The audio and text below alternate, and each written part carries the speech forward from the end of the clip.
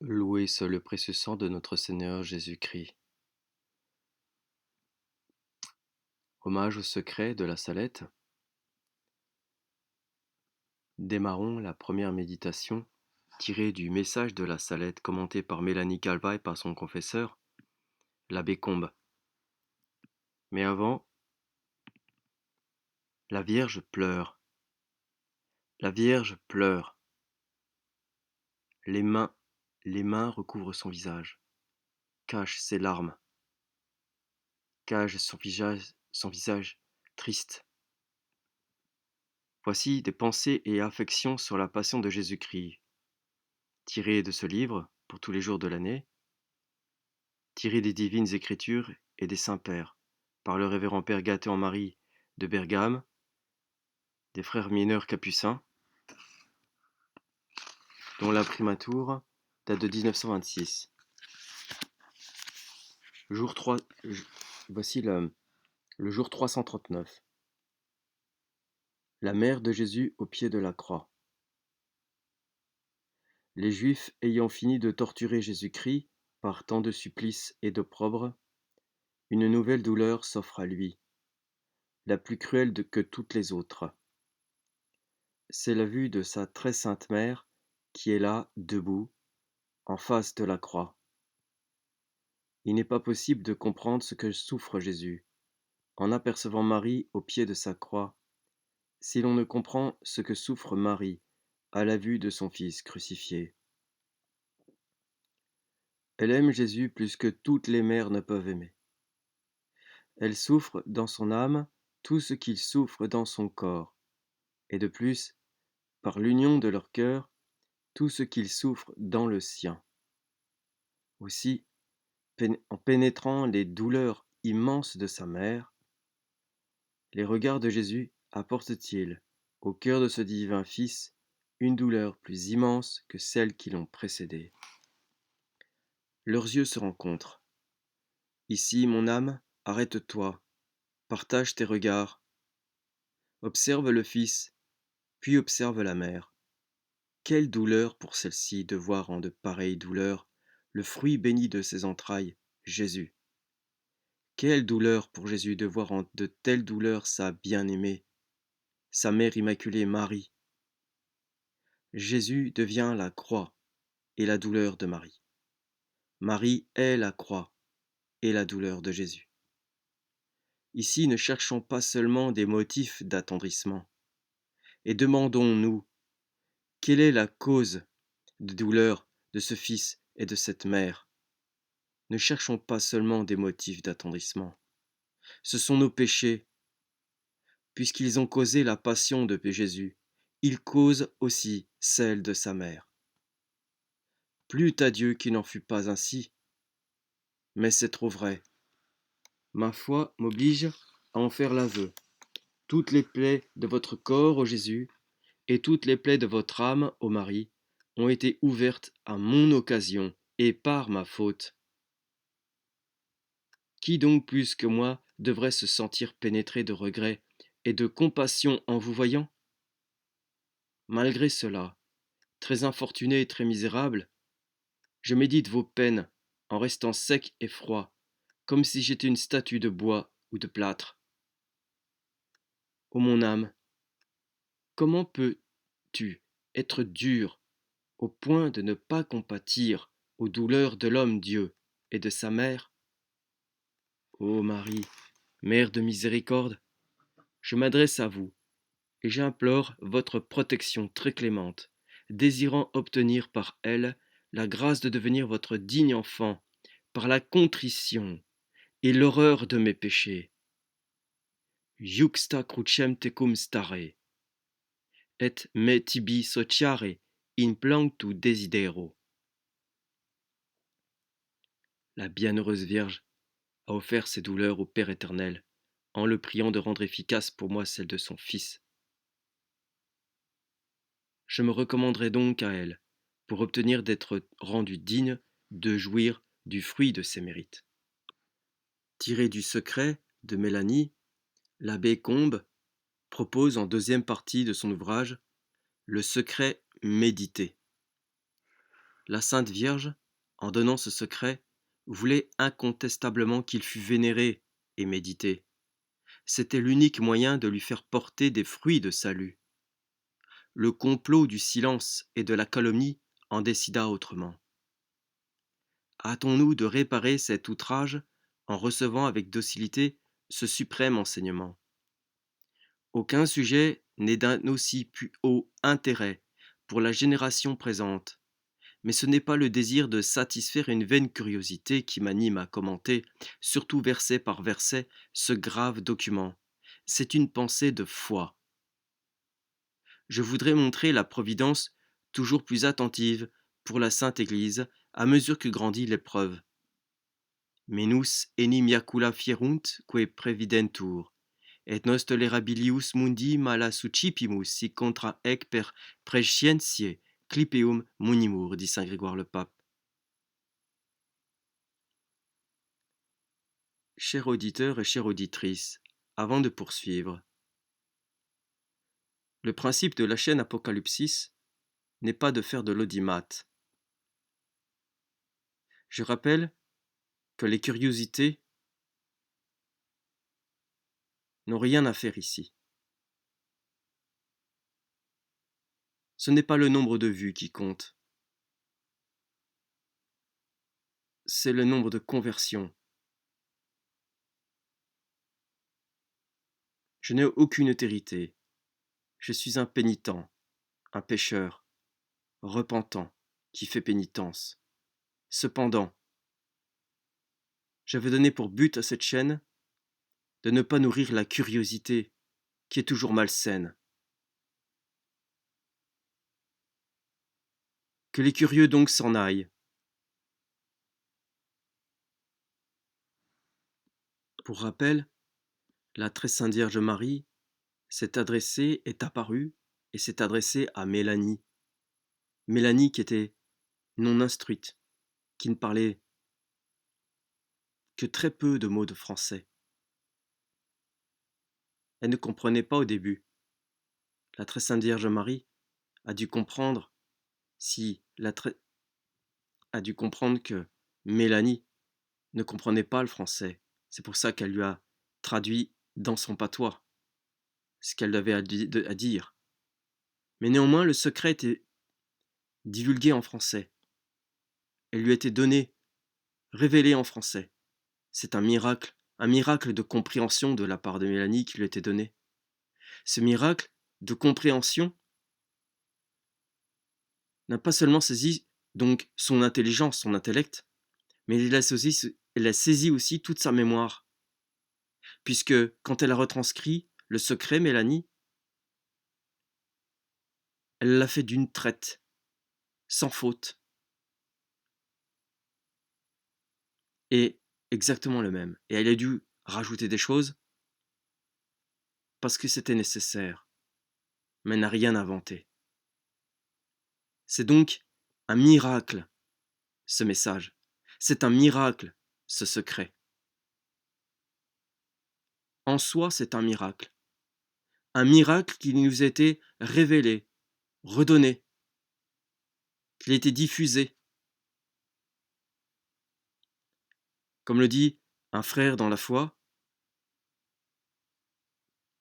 ça ne sert à rien de réciter en boucle des dizaines et des dizaines de chapelets si l'on n'a pas la foi. On n'a pas la foi déjà ne serait-ce que dans le secret. C'est un message. C'est l'épouse du Saint-Esprit qui parle. Le même Saint-Esprit qui a dicté l'Apocalypse à Saint Jean sur l'île de Patmos. C'est l'épouse du Saint-Esprit qui parle. Le sacré est véridique. Alors l'Église dit qu'elle n'est pas de foi. Mais il y a la logique invincible. Il y a la raison invincible. Et quand les miracles sont là pour témoigner de cette logique invincible, dans les propos, on doit le croire.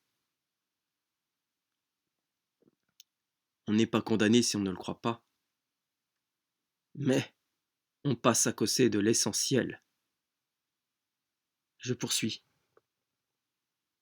Je voudrais que, plein d'obéissance, de confiance et de piété, nous dédommagions notre douce mère du mépris qui était fait de ses avertissements et de ses larmes. Car il y eut des larmes dans ses yeux. Elle pleurait. Quand elle daigna apparaître aux deux petits bergers, quand le globe lumineux s'entr'ouvrit et qu'ils la virent, la tête dans ses mains, sur le bord desséché de la source qui, depuis, n'a pas cessé de couler, quand elle leur disait : « Si mon peuple ne veut pas se soumettre, je suis forcée de laisser aller la main de mon fils. Elle est si lourde et si pesante que je ne puis plus la retenir. » Quand elle leur prédisait les châtiments qui ne se sont pas fait attendre et ceux plus terribles qui sont proches, quand elle leur confiait ses graves secrets et qu'elle ajoutait à leur dite : « Vous le ferez passer à tout mon peuple. » Elle pleurait encore, larmes intarissables comme l'eau qui coulait à ses pieds. Gemitus matris, tue ne obliviscaris, Ecclésiastique 7, 29. Enfin, à cette heure où le découragement envahit toutes les âmes, je voudrais consoler ceux qui disent : « Tout est perdu. » Je voudrais prouver que le salut de la société chrétienne est là, qu'il n'est que là, et que par conséquent le secret de Mélanie, avec ses effrayantes prédictions, plein de leçons salutaires, ne doit pas retentir en vain à nos oreilles inattentives. Autre parenthèse. Je le redis, la chaîne Apocalypsis n'est pas une chaîne de curiosité. J'en profite pour dire, il est stupéfiant de voir 700, 800 vues sur la chaîne Apocalypsis concernant les sujets qui touchent à la terre, comme celui de l'abstinence, qui est un thème secondaire. L'abstinence qui, si on pratique l'abstinence, on gagne des années de vie.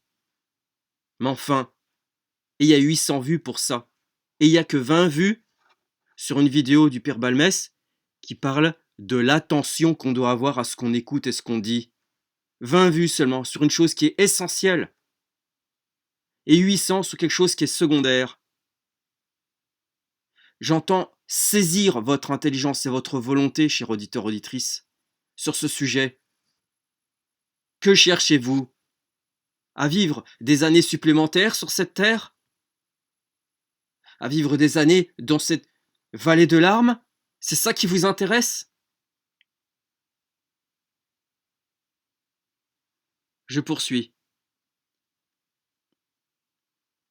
Premier paragraphe de Mélanie, qui a reçu le secret. Mélanie, la très sainte Vierge Marie dit, la Mélanie, ce que je vais vous dire maintenant ne sera pas toujours secret. Vous pourrez le publier en 1858. Fin de citation.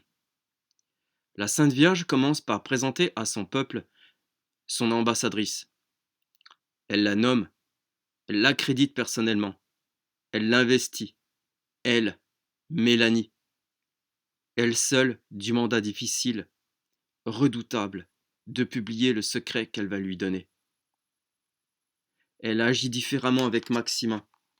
On sait qu'elle ne l'a ni nommé, ni chargé de publier son secret, qui est encore inconnu. On sait encore ce détail. Le secret de Maximin est très court et beaucoup moins grave que celui de Mélanie.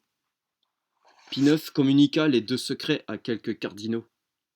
Celui de Maximin dit, paraît-il, que les 3/4 de la France perdront la foi et que le 4e quart la conservera mollement, qu'une grande nation du Nord se convertira, que la foi se réveillera dans notre patrie, que la paix ne sera pas rendue au monde avant que les hommes reviennent à Dieu, etc. Mais toutes ces particularités ont été transmises de vive voix. Il a pu s'y glisser des inexactitudes. Le berger a dit : « Mon secret, c'est des choses qui doivent être connues. Elles seront donc connues quand le Saint-Siège jugera le moment venu. » Jamais Maximin n'a dit que la très sainte Vierge l'avait chargé de les publier. Il devait mourir avant le moment venu pour cette publication. Aussi, quand à la fin de son discours, la belle dame dira : « Eh bien, mes enfants, vous le ferez passer à tout mon peuple. » Cet ordre ne comportera pas pour lui l'obligation de faire passer son secret à une date fixée, ni par des moyens déterminés. La Providence devait y pourvoir. Dès l'envoi des secrets à Pie IX en 1851, on avait constaté cette différence essentielle dans la mission des deux enfants relativement à leurs secrets. Celle de Maximin était finie. Oh, disait-il, à présent je suis débarrassé. Je n'ai plus de secret. Je suis comme les autres. On n'a pas besoin de venir me rien demander. On peut aller demander des questions au pape, il dira s'il veut. Fin de citation de Maximin. Celle de Mélanie persévérait comme avant. Je suis comme avant, disait-elle. La Sainte Vierge donne donc à Marie, enfant d'une haute sainteté déjà, la mission redoutable de publier elle-même son secret. Vous pourrez le publier en 1858. La limite qu'elle impose à son silence ne va pas au-delà de 1858. Quant à l'obligation de rompre ce silence en 1858, avec quelle délicatesse la Reine du Ciel précise les termes de son mandat. Prévoyant les oppositions qu'on fera à son humble ambassadrice, elle lui laisse une grande latitude pour calmer sa conscience très timorée, et dit seulement « Vous pourrez ». Si elle avait dit « Vous publierez », Mélanie se serait fait tuer plutôt que de désobéir. Or, en 1858, la sainte enfant était enfermée au Carmel de Darlington. Elle parlait de son secret. Elle demanda d'être rendue à la liberté et refusa énergiquement de prononcer des vœux de clôture qui l'eussent condamnée au silence perpétuel qu'on avait prémédité.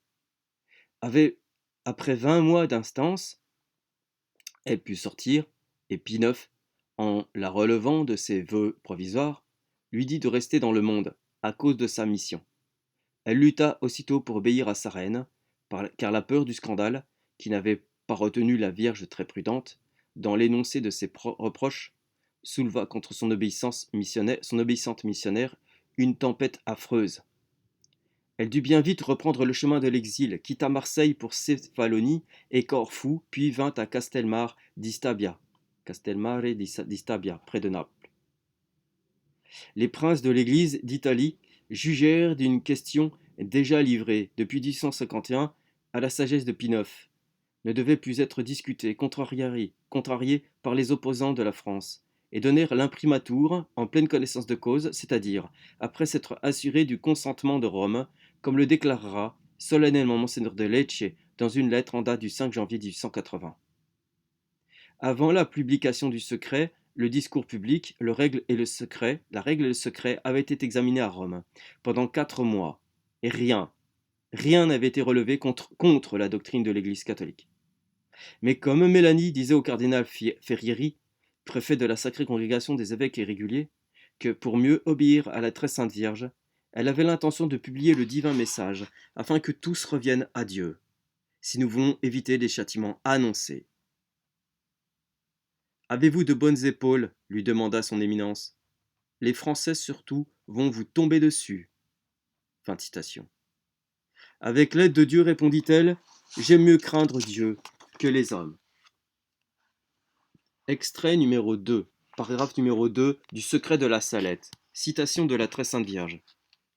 Les prêtres, ministres de mon Fils, les prêtres, par leur mauvaise vie, par leurs irrévérences et leur impiété à célébrer les saints mystères, par l'amour de l'argent, l'amour de l'honneur et des plaisirs, les prêtres sont devenus des cloaques d'impureté. Oui, les prêtres demandent vengeance, et la vengeance est suspendue sur leur tête. Malheur aux prêtres et aux personnes consacrées à Dieu, lesquels, par leur infidélité et leur mauvaise vie, crucifient de nouveau mon Fils. Les péchés des personnes consacrées à Dieu crient vers le ciel et appellent à vengeance, et voilà que la vengeance est à leur porte, car il ne se trouve plus personne pour implorer miséricorde et pardon pour le peuple. Il n'y a plus d'âme généreuse, il n'y a plus personne digne d'offrir la victime sans tache à l'Éternel en faveur du monde. Fin de citation de ce paragraphe.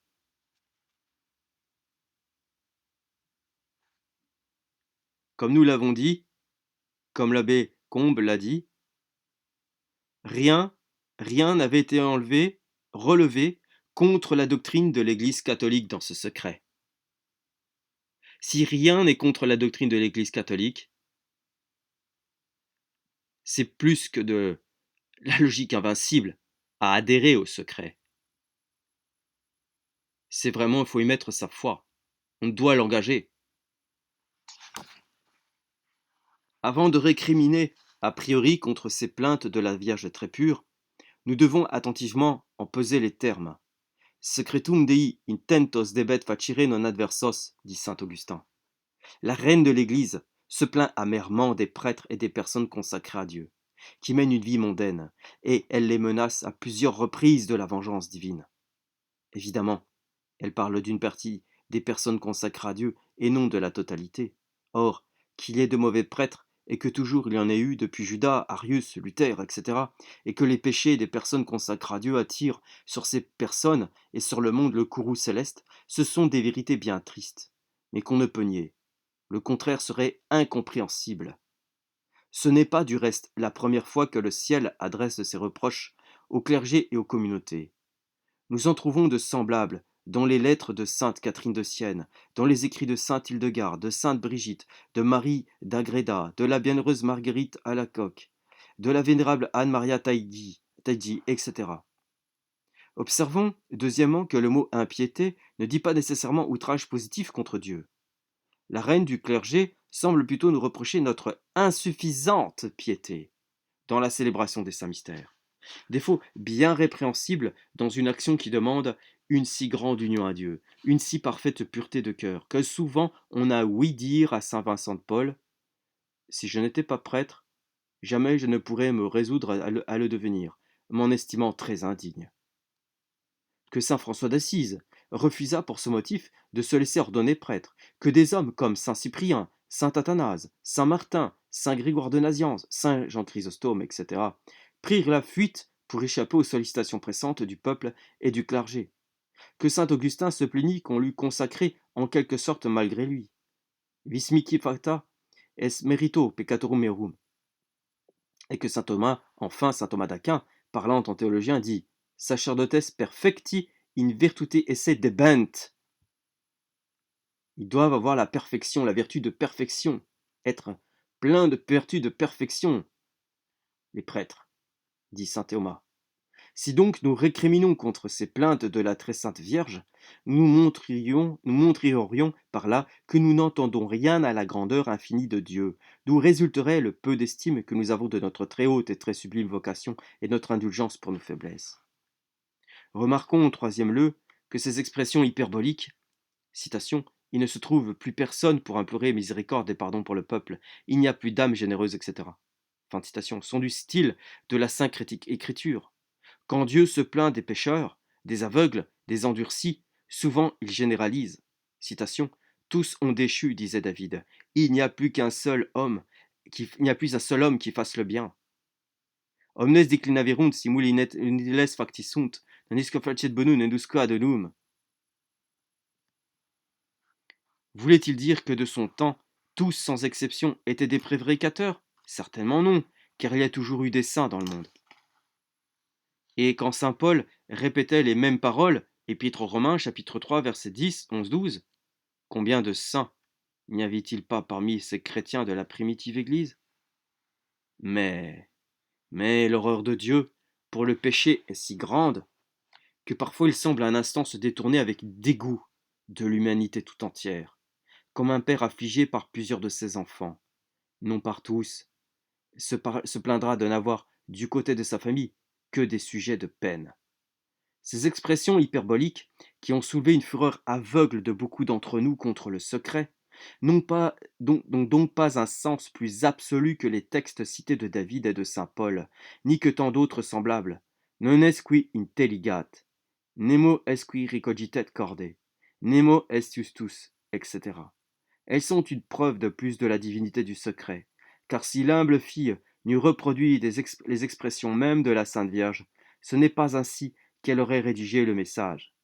Secretum Dei intentos debet facere, non adversos. Cela compris, recevons avec humilité ces reproches humiliants. On a cherché à les atténuer dans le louable but de les faire passer.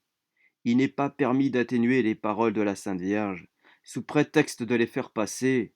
La Sainte Vierge n'a pas parlé pour ne rien dire. Ce serait même à tort, comme quelques-uns ont voulu le faire, qu'on restreindrait ses reproches aux prêtres de tel ou de tel pays.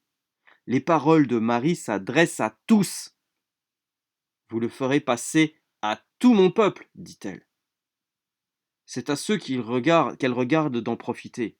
Il n'y a aucun inconvénient à ce que chacun se les applique avec humilité. Sans doute, grâce à Dieu, il y a beaucoup de bons prêtres et beaucoup de bons religieux. Mais il est évident que ces plaintes nous atteignent. Oui, malgré des répugnances trop incompréhensibles, mais à cause de besoins trop réels, que ces reproches humiliants soient entendus avec humilité. Il n'y a pas contesté. Les corps sacerdotal et religieux sont sous le coup d'une accusation formelle. Les considérants sont clairs. Mauvaise vie, irrévérence, impiété, amour de l'argent, de l'honneur et des plaisirs. Conséquence, tout cela fait un cloaque d'impureté. Il est répété une seconde fois. Infidélité et mauvaise vie demandent vengeance, appellent vengeance. Arrêt, verdict, condamnation, tout cela n'est pas matière à éloquence. Chaque mot porte, et avant de récriminer, il est bon de réfléchir. D'abord, les péchés des personnes consacrées offensent Dieu beaucoup plus que les péchés, même plus grossiers et plus nombreux, des simples fidèles. Ensuite, on a tort de croire qu'il est question directement des péchés contre la modestie, dans les considérants de Notre-Dame. La Vierge très pure n'est-elle très pure qu'à cause du lys qu'elle tient en ses mains? Si belle que soit cette fleur royale, n'en est-il pas d'autres dans l'Hortus conclusus? Les douze fleurs de la piété, du détachement, de l'humilité, de la mortification, de la rectitude d'intention surtout. N'est-ce pas de ces fleurs-là qu'elle déplore l'absence quand elle dit qu'il n'y a plus d'âme généreuse? Oui, voilà aussi ce qui fait la mauvaise vie, au jugement de la Vierge très pure, car on oublie que tendre à la perfection pour réaliser le degré de sainteté que Dieu demande à chacun de nous est un devoir rigoureux pour des personnes consacrées. Or, sommes-nous vraiment ennemis de nos aises, vraiment mortifiés, vraiment humbles? Sommes-nous vraiment des cœurs détachés? Humilité, détachement, mortification, rectitude d'intention, le monde n'en veut pas pour lui de ces vertus. Entre parenthèses, c'est-à-dire donc que le chrétien qui se croit être chrétien, qui ne fait pas d'humilité, de détachement, de mortification, de rectitude d'intention, qui ne change pas de vie, qui ne se convertit pas, il fait partie du monde. C'est un mondain. Mais la reine du clergé a-t-elle vraiment tort de les exiger de nous? Et sur ce point-là maintenant, nous les fidèles, maintenons-nous les fidèles, qui aussi les exigent de nous, à l'abri du scandale? Ces plaintes précieuses oseront dire que nous n'avons laissé aucune se flétrer dans nos jardins? J'ouvre une parenthèse. Regardez les vidéos concernant les lignées schismatiques et hérétiques. Regardez les vidéos qui sont postées sur l'explication de la situation par la théologie, par la prophétie, sur la situation actuelle de l'Église, où il n'y a plus de sacerdoce valide ni licite depuis 66 ans. Regardez toutes ces explications. Scandaleux. Ces laïcs déguisés, en soutannés, en tradis, avec leur col romain qui n'a aucune valeur, qui roulent en BMW pour aller soi-disant faire des prêches à droite et à gauche. Des laïcs déguisés en prêtres, qui s'imaginent avoir une juridiction tout en disant le contraire, qui reconnaissent un hérétique comme pape, qui blasphèment sur la promesse de notre Seigneur Jésus-Christ tout en accusant les catholiques qui osent dire justement qu'il n'y a plus rien depuis 65 ans, qui osent dire que les portes de l'enfer ont prévalu, que Jésus n'a pas tenu ses promesses, et eux reconnaissent un hérétique comme pape. De qui se moque-t-on? Et les autres, c'est des vacantistes qui disent, qui osent dire, qui n'ont pas de juridiction, ce qui est vrai, mais tout en étant soutanés et en promettant des sacrifices de la messe, de la pseudo-messe, sous prétexte de rite. Mais c'est quoi ce délire? Secouez-vous votre intelligence, auditeur, auditrice. Secouez votre volonté, détachez-vous de vos aises. Nous sommes dans un temps apocalyptique. L'antéchrist va arriver. Ne voyez-vous pas donc autour de vous tout ce qui se passe? D'un point de vue géopolitique? N'êtes-vous donc pas saisi? Je poursuis. Enfin, il y a une pureté d'un ordre à part, et qui devient la vertu inspiratrice, la reine de toutes les autres. Elle consiste pour les ministres de la religion, en tout ce qui concerne les études ecclésiastiques, dans une grande droiture, de vue en union avec l'Église, et dans une soumission entière de toute spontanée à son autorité. La Sainte Écriture, la théologie, la philosophie, etc., ont droit dans nos études à un respect profond, respect que nous ne saurons leur accorder qu'autant que nous rechercherons la vérité avec une abnégation complète de nos talents personnels, en usant comme en n'usant pas, c'est-à-dire en nous tenant invariablement fixés à la tradition, mais catholique, par la tradition tout court, en marchant fidèlement, la main dans la main, avec notre mère de la Sainte Église, la mère la Sainte Église. Dans tous les temps, les malheurs de la religion sont venus des désordres de l'esprit, bien plus que les désordres du cœur. Le libre examen n'a pas seulement donné naissance au protestantisme, il s'infiltre parmi nous. Ah oui, oh que oui, cher auditeur auditrice, regardez mes vidéos. C'est pas pour rien que j'ai fait des lignes de mire qui dénoncent, qui anathémisent les hérétiques en question. Chacun fait sa petite religion, chacun dans son coin. Les petites tradilandes. On se croirait à Euro Disney. Sortez de ce carnaval de l'enfer. Notre tendre mère n'aurait pas vu cet esprit de fausse réforme quand elle parle d'un cloaque d'impureté? N'y a-t-il pas ici, pour chacun de nous, prêtres et religieux, belle matière à examen de conscience? Commençons par là. Et puis celui qui se trouvera sans péché, comme dit l'Évangile, qu'il jette la première pierre à la Vierge convaincue d'exagération, ou à sa messagère convaincue d'imposture. Troisième extrait. Citation de la très sainte Vierge. Dieu va frapper d'une manière sans exemple. Fin de citation. Sans exemple dans la nature. La succession et la multiplicité des châtiments. L'ensemble de ces châtiments sera pire que la mort. Parce que le monde n'a jamais autant qu'aujourd'hui méconnu son créateur et que l'impiété, l'athéisme de la société actuelle comme société est sans exemple dans l'histoire. À l'époque du déluge, l'impureté était plus générale, mais l'impiété qui est le plus grand des crimes l'était moins. Et le monde, pourtant, n'avait pas eu la grande grâce de l'incarnation. L'athéisme ne débordait pas de toutes parts. Il n'avait pas pris un caractère social, si tant est qu'il existât. Quoiqu'il y ait toujours eu des impies, dit Demestre, jamais il n'y avait eu, avant le XVIIIe siècle, une insurrection contre Dieu. Jamais surtout on avait vu une conjuration sacrilège de tous les talents contre leur auteur. Que dirait Demestre aujourd'hui? Quels immenses ravages d'impiété n'a-t-elle pas fait depuis 100 ans? Les athées étaient encore isolés et peu nombreux. Aujourd'hui, ils forment des légions organisées, avec leurs chefs, leurs cadres et leurs plans de bataille. Il n'y a pas de village qui ne compte des fanfarons d'impiété. Les enfants même des écoles primaires ne sont-ils pas déjà de petits philosophes promettant de dépasser les belles espérances de leurs parents et de ceux qui leur infusent l'enseignement officiel? Pauvres moutards! Dans les siècles précédents, on attaquait certainement certaines vérités. Maintenant, on renie tout. On veut tout démolir. Ex inanité. Ex inanité ou squat fundamentum minea. Détruisez, détruisez tout jusqu'au fondement. Quatrième extrait du secret. Citation de la très sainte Vierge. Malheur aux habitants de la terre.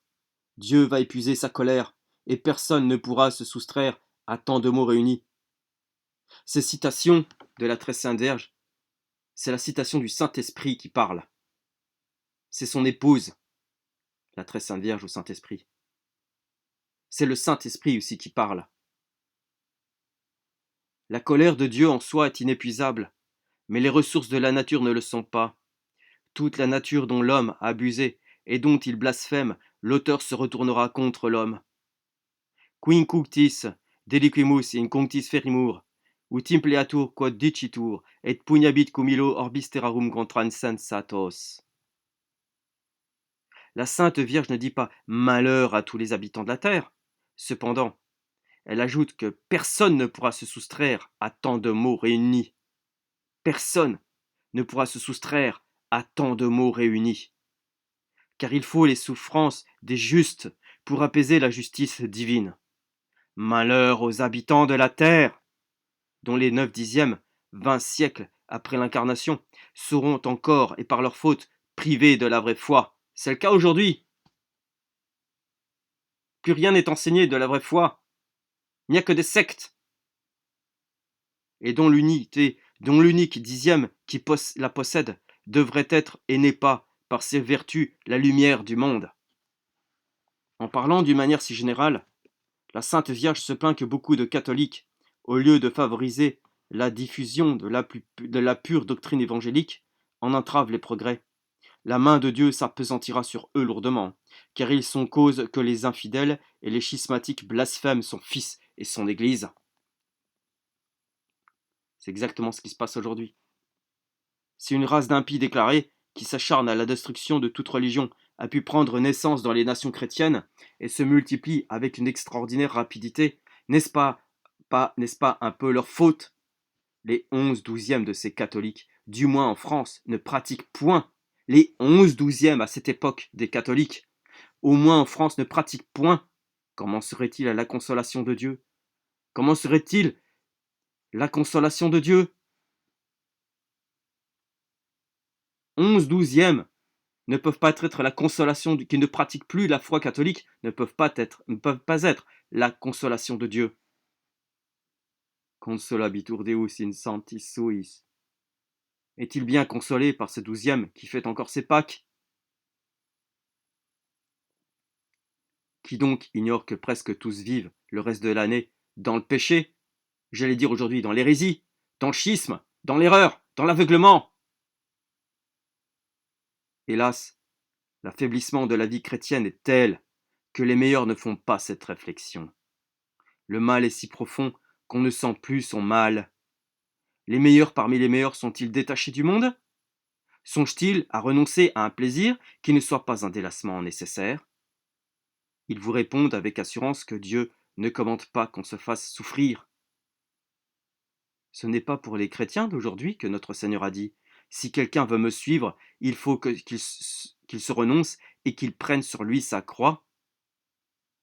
Ce n'est pas d'eux que saint Paul écrivait en pleurant: Quos sepe dicebam, nunc autem et flens dico inimicos crucis Christi?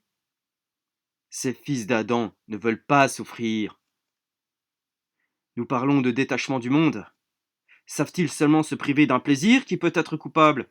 Par exemple, de voyager sans nécessité le dimanche? De faire leurs emplettes le dimanche? De donner une fête le dimanche? Coopérant à l'impossibilité où sont réduits des milliers d'employés de chemin de fer d'observer le repos dominical et obligeant leurs fournisseurs et leurs gens à profaner le jour de Dieu? Avec un peu d'esprit chrétien, les moins instruits ne devraient pas s'y tromper. Cette coopération est coupable. Complicité au péché. On ferait facilement des remarques semblables sur toutes les lois de Dieu et de l'Église. Comment ces meilleurs entre les meilleurs en prendraient-ils ainsi à leur aise si les consciences n'étaient profondément altérées? Voilà pourquoi la Sainte Vierge dit, citation, vous ferez passer à tout mon peuple malheur aux habitants de la terre, car il ne faut pas que mon peuple accuse mon fils de frapper un trop grand nombre d'innocents à l'heure où il va épuiser sa colère. Donoso Cortés dit: la société, au siècle dernier, la société est blessée à mort, elle tombe en putréfaction. J'ignore le remède que Dieu tiendra prêt pour cette universelle pourriture. Fin de citation. Le ciel nous a fait connaître ce remède. Percutiam et sanabo. Il est incontestable qu'aujourd'hui, dans les âmes qui veulent réfléchir, il règne un certain malaise. On se sent à la veille d'un avenir plein d'événements. On est comme sur le coup d'un sommeil de Dieu qu'on ne s'explique pas. On sent que les choses ne peuvent durer de la sorte, et on attend de celui avec un C majuscule qui paraît dormir un terrible réveil. Et cette purification générale qu'opéra la souffrance, par qui commencera-t-elle? L'Écriture le dit, comme le secret de la salette, elle commencera par le sanctuaire. A sanctuarium incipite, dit Ézéchiel 9,6. Tempus est ut incipiat judicium ad homo Dei, dit dans la première lettre Saint Pierre 4,17. La raison le dit aussi, citation de Bourdaloue. La désolation du christianisme est venue, dans tous les temps, beaucoup moins des peuples que de ceux qui doivent les conduire. Pour aller à la source du mal, il faut avoir des prêtres savants, des prêtres vigilants, des prêtres laborieux et appliqués, des prêtres d'une vie régulière et sans reproche, d'habiles prédicateurs, de sages confesseurs, de fidèles et zélés pasteurs. Si l'espérance est de trouver dans le sanctuaire une vie plus douce, plus honorable et plus commode qu'au milieu de votre famille, acquittez votre choix. Si votre vocation ne doit sa première origine qu'à la destination et la cupidité de vos proches, s'ils ont plus consulté leurs intérêts que vos inclinations et les intérêts de votre salut, et que les besoins de votre famille et non ceux de l'Église vous aient fait ministre des autels, votre vocation, qui a commencé par la chair, finira par la chair. Cette cupidité qui vous a donné à l'Église, c'est la cupidité qui vous a donné à l'Église. Dans ce cas-là, votre vocation qui a commencé par la chair finira par la chair, c'est la cupidité qui vous a donné à l'Église. C'est elle qui souillera tout le cours de votre ministère, dit Bourdaloue. Sicut populus sic sacerdos, dit Isaïe. À la suite de ces prêtres que Pidis demande, citation, dont le verbe ne soit pas enchaîné par la peur, qui soit prêt à aller en prison et à la mort, prêt à tous les sacrifices pour l'honneur de Dieu et la liberté de l'Église, fin de citation, se lèvera une génération de chrétiens d'une foi inébranlable, embrasés de l'amour divin et prêts, eux également, à tous les sacrifices pour rester fidèles à Dieu. Percutiam et sanabo. Percutiam. Mais alors, dans l'attente des mots dont le monde sera menacé, quelle angoisse, quel affolement général succédant à la torpeur, à l'indifférence. Mais après la léthargie, quel terrible réveil! Nous terminons cette quatrième extrait. Voici la prière de sainte Mélanie. À faire devant la croix, à prier devant la croix, en temps de calamité. Père éternel, voici votre Fils Jésus-Christ, mis en croix pour nous. En son nom et par ses mérites, ayez pitié de nous, pauvres pécheurs, parce que repentant, nous recourons à votre infinie miséricorde.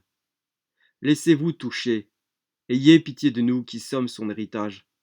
Ne violez pas, Seigneur, le pacte que vous avez fait, d'exaucer la prière que vous font vos enfants. Il est vrai que par nos grandes iniquités, nous avons irrité votre justice, mais vous, mon Dieu, qui êtes bon par nature, faites resplendir la grandeur de votre infinie miséricorde. Seigneur, si vous voulez faire attention à mon iniquité, à nos iniquités, qui pourra subsister en votre présence, Seigneur? Nous confessons que nous sommes très coupables et que ce sont nos péchés qui ont attiré ces fléaux sur nous. Mais vous, Seigneur, qui avez bien voulu que tous les jours nous appelions notre Père, regardez présent la grande affliction de vos enfants, et épargnez de si grands fléaux. Oh, faites grâce, ô mon Dieu, par les mérites de Jésus-Christ, faites grâce par l'amour que vous avez pour vous-même, par l'amour de la Vierge Marie, notre maman, pardonnez-nous. Souvenez-vous, ô Seigneur, que nous sommes appelés votre peuple. Ayez pitié de la folie humaine. Envoyez un rayon de votre divine lumière qui dissipe les ténèbres de notre intelligence et que notre âme amendée change ses voies et de nature, plus d'amertume, le cœur de son Dieu. Seigneur, la main seule de votre infinie miséricorde peut pour nous sauver de tant de fléaux. Seigneur, nous sommes enivrés d'afflictions intérieures et extérieures. Ayez pitié de nous. Détournez, ô Seigneur, votre face de nos péchés et regardez Jésus-Christ qui vous a donné satisfaction en souffrant et en mourant pour nous. Il est votre Fils, et ainsi nous célébrerons votre infinie miséricorde. Vite, exaucez-nous, Seigneur, autrement notre courage sera bientôt amoindri, sera bien amoindri, car nous sommes tombés dans un état si misérable. Vite, Seigneur, faites sentir votre miséricorde, car nous n'espérons plus qu'en vous seul, qui êtes notre Père, notre Créateur, et qui devez conserver et sauver ceux qui sont vôtres pour toujours. Amen. Sœur Marie de la Croix, née Mélanie Calva, bergère de la Salette.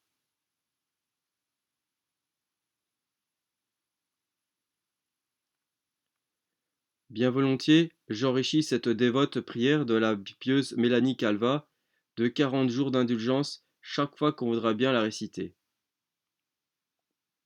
Aquaviva, le 8 septembre 1885, si je lis bien. Voilà. Évêque Jicarpa, évêque de titre d'Ali. Ouais, c'est écrit en tout petit, j'ai du mal à lire. Voilà. Gloria natissimis Deo et indera pax omnibus bone voluntatis. Curieux de la chaîne Apocalypsis, s'abstenir.